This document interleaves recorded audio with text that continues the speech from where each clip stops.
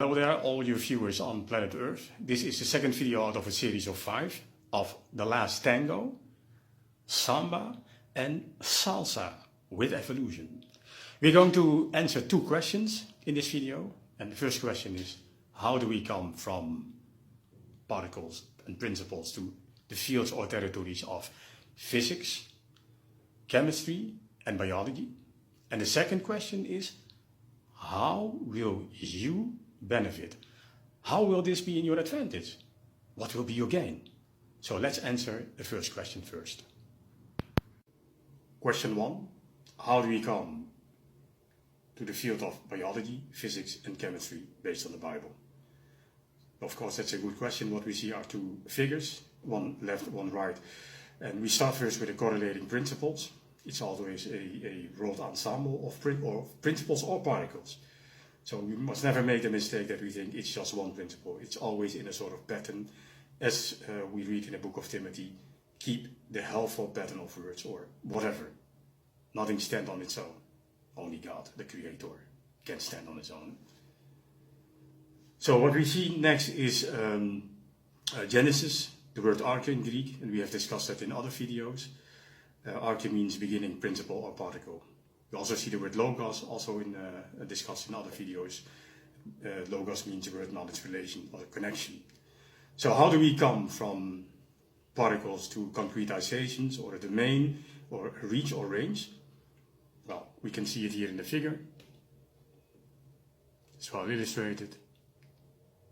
This is the correlating principles, and these are the correlating particles, building blocks, compounds. Depending on time and circumstances, we get to this. The first particle was hydrogen, that's the way they call it. The Bible speaks about everything or thing or not a thing. So it's always an open no. It doesn't use jargon, but mankind calls it hydrogen, and hydrogen became concrete water. Helium became concrete light, and oxygen and carbon dioxide became concrete life. But life never crosses its boundary. So it's reproduced based upon a code or mutates within the boundary. Boundaries are never crossed.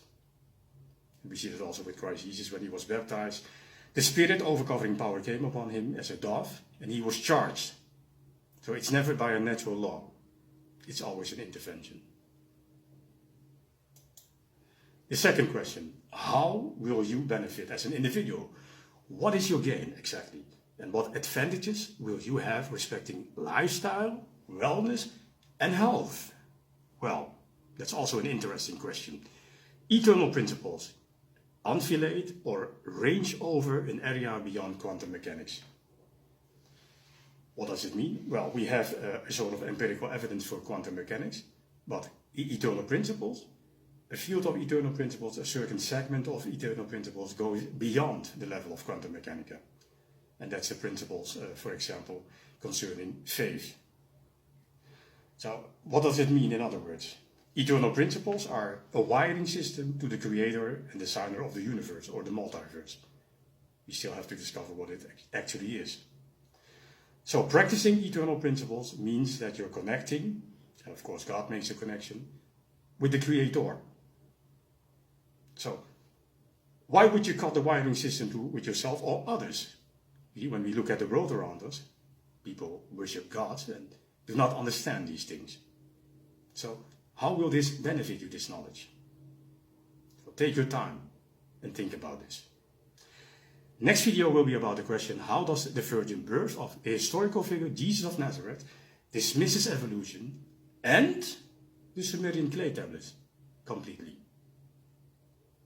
We are going to discuss that in video 3 of 5, the series of 5, in the last, let's not call it tango, the last cha-cha-cha and salsa with evolution. Well, thanks a lot, you wonderful viewers on planet Earth. Thank you very much. Thanks. Bye.